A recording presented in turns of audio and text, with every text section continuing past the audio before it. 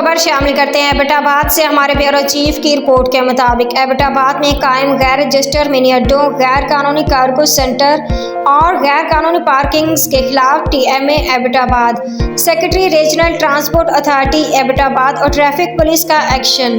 ज़िले इंतजामिया के अहकामात पर secretary RTA Abbas Ali Shah Bukhari, assistant tax superintendent Qazi Saheem TMA और ट्रैफिक इंस्पेक्टर वसीम खान ने टीएमए इन्फोर्समेंट स्टाफ और पुलिस एहलकारों के हमरा शहर में मुख्तलिफ मकामात पर कायम गैर कानूनी अड्डाजात कार्गो सेंटर के खिलाफ कार्रवाई करते हुए मुख्तलिफ मिनी अड्डाजात को सील किया गया और सामान को जब्त कर लिया गया।